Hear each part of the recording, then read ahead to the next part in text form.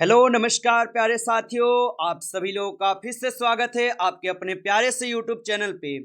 तो कैसे हैं साथियों आप सभी लोग। उम्मीद करते हैं कि आप सभी लोग अच्छे होंगे और आप सभी लोगों की तैयारी जो है साथियों बिल्कुल अच्छी तरीके से चल रही होगी।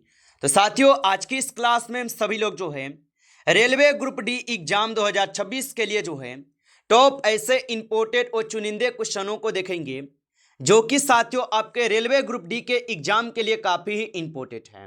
तो आप जो इस क्लास को बिल्कुल अच्छी तरीके से लास्ट तक देखिएगा और इस क्लास में दिए जाने वाले इन सारे के सारे क्वेश्चन को आप अच्छे से याद कर लेना, क्योंकि साथियों ये सारे के सारे क्वेश्चन आपके रेलवे ग्रुप डी के एग्जाम में पूछे जाने वाले क्वेश्चन हैं। तो चलिए फिर क्लास को स्टार्ट करते हैं और देखिएगा साथियों क्वेश्चन जो है क्या आप लोगों से पूछे जा रहे हैं। क्वेश्चन यहाँ पे आपसे पहला नंबर है, रक्त समूह की खोज जो है यह किसने की थी। चलिए बताइएगा साथियों, ये सारे के सारे इंपोर्टेंट क्वेश्चन को लिए हैं क्योंकि साथियों आप लोग का जो एग्जाम है ये 3 अगस्त से स्टार्ट है और 21 अगस्त तक चलेगा और आपके पास समय जो है साथियों बिल्कुल ही कम बचे हैं। इसीलिए हम बिल्कुल इंपोर्टेंट में भी चुनिंदे क्वेश्चन लिए हैं जो 100% आपके पेपर में हूबहू आपको यहाँ से प्रश्न देखने को मिलेगा मेरे भाई। तो आप जो इस क्लास को बिल्कुल अच्छे से देखना और लास्ट में बताना आप लोग का स्कोर जो है इस क्लास में क्या रहा है। चलिए बताइएगा कि रक्त समूह की खोज किसने की थी। तो रक्त समूह की खोज किए थे कार्ल लैंड स्टीनर ने। ऑप्शन यहाँ पे बी जो है इस क्वेश्चन का आपका सही जवाब हो जाएंगे। चलिए अगला नंबर प्रश्न देखिएगा। आज थोड़ा आपको जो है हार्ड क्वेश्चन मिलेंगे तो भागना नहीं, आप लोगों को इन सभी प्रश्नों को बस एक बार देखना है आपको, जिससे कि आपको आइडिया रहे कि हाँ इस क्वेश्चन को हम पढ़े हुए हैं। और यहाँ पे अगला प्रश्न है कि रॉकेट प्रणोदन किस वैज्ञानिक सिद्धांत पर कार्य करता है। चलिए बताइएगा। तो रॉकेट प्रणोदन किस वैज्ञानिक सिद्धांत पर कार्य करते हैं। तो ये कार्य करते हैं न्यूटन के तृतीय नियम पे। ऑप्शन यहाँ पे आप लोग का जो है सी सही जवाब हो जाएगा।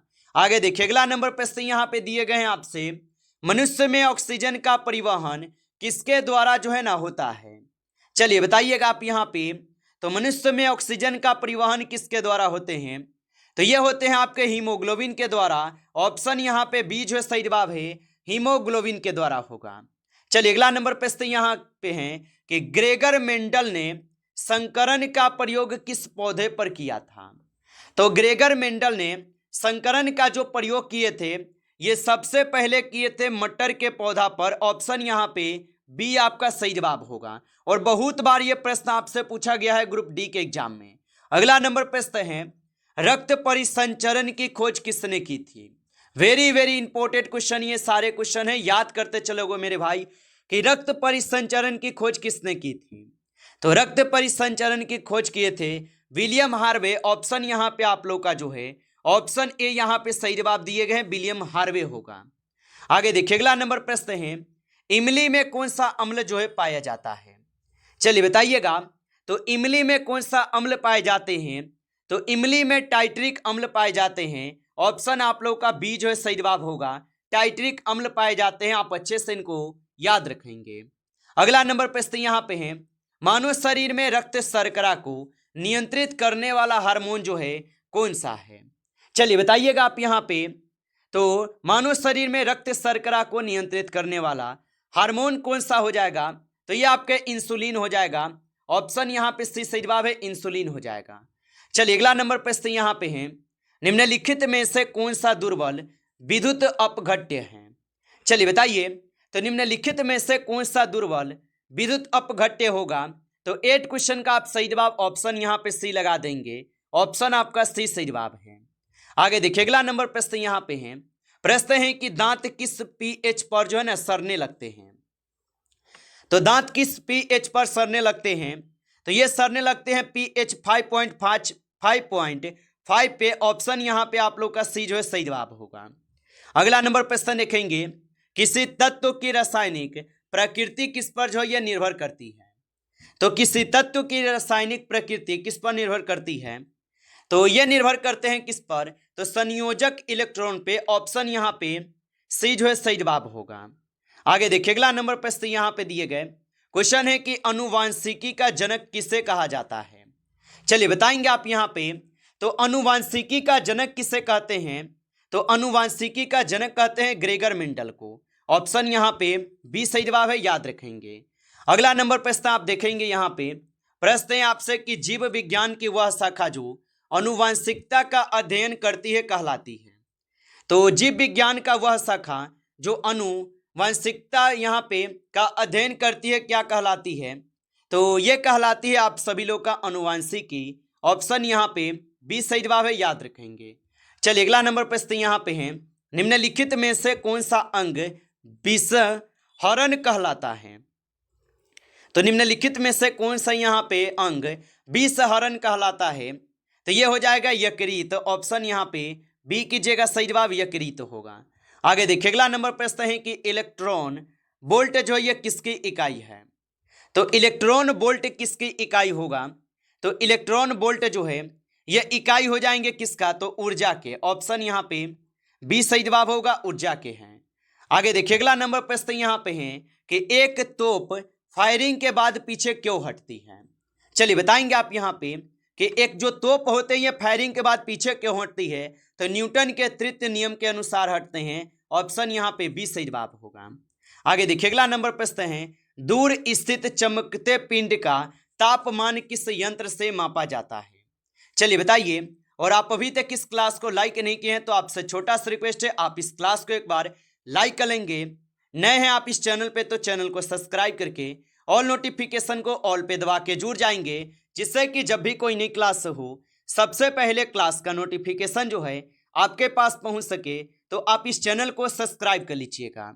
और बताएंगे दूर स्थित चमकते पिंड का तापमान किस यंत्र से मापा जाता है? तो ये मापे जाते हैं आपके पायरोमीटर से। ऑप्शन यहाँ पे बी सही जवाब है, पायरोमीटर से। आगे देखिए अगला नंबर प्रश्न यहाँ पे है, न्यूटन का कौन सा नियम बल की परिभाषा देता है? तो न्यूटन का कौन सा नियम जो कि बल का परिभाषा देता है? तो न्यूटन का जो द्वितीय नियम है ये बल का परिभाषा देता है। ऑप्शन यहाँ पे बी आपका सही जवाब है, ये बल का परिभाषा देते हैं। चलिए अगला नंबर प्रश्न देखेंगे, केवल एक प्रकार के परमाणुओं से बना विशुद्ध पदार्थ क्या कहलाता है? तो केवल एक प्रकार से परमाणुओं से बना विशुद्ध पदार्थ क्या कहलाता है? तो ये क्या कहलाते हैं? तो ये तत्व कहलाते हैं। ऑप्शन बी कीजिएगा, तत्व कहलाते हैं। आगे देखिए अगला नंबर प्रश्न यहाँ पे दिए गए, निम्नलिखित में से कौन सा मिश्र धातु नहीं है? चलिए बताएंगे। तो निम्नलिखित में से कौन सा मिश्र धातु नहीं है? तो 90 क्वेश्चन का सही जवाब ऑप्शन यहाँ पे डी हो जाएगा, तांबा। ऑप्शन डी कीजिएगा, सही जवाब तांबा हो जाएगा। चलिए अगला नंबर प्रश्न यहाँ पे है कि अम्ल गम में आधार धातु कौन सी होती है? तो अम्ल गम में आधार धातु कौन सी होती है? तो यहाँ पे आप 20 नंबर क्वेश्चन का सही जवाब सी करेंगे, पारा हो जाएगा। ऑप्शन सी सही जवाब है। चलिए अगला नंबर प्रश्न देखेंगे कि कार्बोहाइड्रेट को पचाने वाला एंजाइम कौन सा है? तो कार्बोहाइड्रेट को पचाने वाला एंजाइम कौन सा है? तो इसमें एमाइलेज हो जाएगा। ऑप्शन आप सभी लोग का सी सही जवाब है, एमाइलेज होगा। आगे देखिए अगला नंबर प्रश्न यहाँ पे है, साइट्रिक अम्ल मुख्यतः जो ये किस में पाया जाता है? चलिए बताइए। तो साइट्रिक अम्ल मुख्यतः किस में पाए जाते हैं? तो साइट्रिक अम्ल जो है ये मुख्यतः पाए जाते हैं नींबू में। ऑप्शन यहाँ पे बी सही जवाब है, नींबू में होगा। आगे देखिए अगला नंबर प्रश्न यहाँ पे 23 है, हमारे शरीर में कार्बोहाइड्रेट किस रूप में संचित होता है? तो हमारे शरीर में कार्बोहाइड्रेट किस रूप में संचित होता है? तो ये होते हैं आपके किस रूप में? तो ये किस रूप में होते हैं? तो ग्लाइकोजन के रूप में होते हैं। ऑप्शन यहाँ पे सी लगाए हैं तो सही जवाब है। आगे देखिए अगला नंबर प्रश्न यहाँ पे है, निम्नलिखित में से कौन सा लोहे का अयस्क नहीं है? तो लोहे का अयस्क पूछा है, कौन नहीं है? तो यहाँ पे लोहे का अयस्क कौन नहीं है? बॉक्साइट नहीं होगा। ऑप्शन यहाँ पे आपका डी जो है सही जवाब दिए गए, बॉक्साइट जो है ये लोहे का अयस्क नहीं है। आगे देखिए अगला नंबर प्रश्न यहाँ पे देखेंगे, सल्फर और क्लोरोफिल के बीच किस प्रकार का बंध बनता है? तो सल्फर और क्लोरीन के बीच किस प्रकार का बंध बनता है? तो इसके बीच सहसंयोजक बंध बनते हैं। ऑप्शन आपका बी सही जवाब हो जाएगा। आगे देखिए अगला नंबर प्रश्न है कि सहसंयोजक बंध को और किस नाम से जाना जाता है? तो सहसंयोजक बंध को और किस नाम से जानते हैं? तो इसे जानते हैं इलेक्ट्रॉन साझेदारी बंध के नाम से। ऑप्शन यहाँ पे बी आपका सही जवाब होगा। आगे देखिए अगला नंबर प्रश्न है, निम्नलिखित में से कौन सी सदिश राशि है? तो निम्नलिखित में से कौन सी सदिश राशि है? तो वेग, वेग जो ये सदिश राशि है, ऑप्शन सी सही जवाब है। आगे देखिए अगला नंबर प्रश्न है, सीने बार किस धातु का अयस्क है? चलिए बताइए, तो सीने बार किस धातु का अयस्क होगा? तो सीने बार जो है ये हो जाएंगे किस धातु का अयस्क? तो 28 का सही जवाब यहाँ पे सी होगा, पारा के, ऑप्शन आपका सी सही जवाब है। चलिए अगला नंबर प्रश्न है कि कोलेस्ट्रॉल का संश्लेषण मुख्यतः जो है कहाँ होता है? तो कोलेस्ट्रॉल का जो संश्लेषण है ये मुख्यतः कहाँ पे होते हैं? तो 29 का सही जवाब जो है ऑप्शन यहाँ पे बी है, यकृत में, ऑप्शन आपका बी सही जवाब है। आगे देखिए अगला नंबर प्रश्न है कि खट्टे दूध में कौन सा अम्ल जो है पाया जाता है? तो खट्टे दूध में कौन सा अम्ल पाए जाते हैं? तो खट्टे दूध में जो है लैक्टिक अम्ल पाए जाते हैं, ऑप्शन आपका सी सही जवाब है, लैक्टिक अम्ल इसमें पाए जाते हैं। अगला नंबर क्वेश्चन देखेंगे 31 नंबर क्वेश्चन है कि सबसे अधिक उष्मीय मान किस खाद्य घटक का होता है? तो सबसे अधिक उष्मीय मान किस खाद्य घटक का होता है? तो ये होते हैं आपके वसा के, ऑप्शन यहाँ पे सी जो है सही जवाब है, वसा के होते हैं। चलिए अगला नंबर प्रश्न यहाँ पे है कि डेजर्ट कूलर का शीतलन किस सिद्धांत पर जो है आधारित है? तो डेजर्ट कूलर का शीतलन किस सिद्धांत पर आधारित है? तो ये हो जाएंगे वाष्पीकरण, ऑप्शन यहाँ पे आप लोग का सी सही जवाब है, वाष्पीकरण होगा। अगला नंबर प्रश्न यहाँ पे देखेंगे कि NaCl में किस प्रकार का बंध होता है? तो NaCl में किस प्रकार का बंध होता है? तो ये आयनिक बंध हो जाएगा, ऑप्शन यहाँ पे बी सही जवाब है, आयनिक बंध होगा। चलिए अगला नंबर प्रश्न यहाँ पे 34 क्वेश्चन है, क्वेश्चन है स्वतंत्र रूप से लटकी लकड़ी में कील ठोकना कठिन होता है, ये किस नियम का उदाहरण है? तो स्वतंत्र रूप से लटकी लकड़ी में कील ठोकना कठिन होता है और ये किस नियम का उदाहरण होगा? तो ये हो जाएंगे न्यूटन का प्रथम नियम, ऑप्शन ए जो है यहाँ पे सही जवाब हो जाएंगे। आप अच्छे से इनको जो है याद रखेंगे, ये न्यूटन के प्रथम नियम पर है। चलिए अगला नंबर प्रश्न यहाँ पे आप देखिएगा और यहाँ पे प्रश्न आपसे क्या पूछे गए हैं देखिएगा, निम्नलिखित में से कौन सी गैस अदिश राशि है? तो निम्नलिखित में से कौन सी गैस अदिश राशि है? तो कार्य, कार्य जो है ये अदिश राशि है, ऑप्शन यहाँ पे सी सही जवाब है, कार्य जो है ये अदिश राशि है। नमस्कार साथियों, इस क्लास में जो है आपके टॉप 35 क्वेश्चन थे जो काफ़ी इंपॉर्टेंट क्वेश्चन थे। साथियों यदि आपको क्लास अच्छा लगा हो तो आप इस क्लास को लाइक कर लेंगे, नए जुड़े हैं आप इस चैनल पे तो चैनल को सब्सक्राइब करके ऑल नोटिफिकेशन को ऑल पे दबा के जुड़ जाइए, जिससे कि जब भी कोई नई क्लास हो सबसे पहले क्लास का नोटिफिकेशन जो है आपके पास पहुंच सके। तो आप इस चैनल को सब्सक्राइब कर लीजिएगा।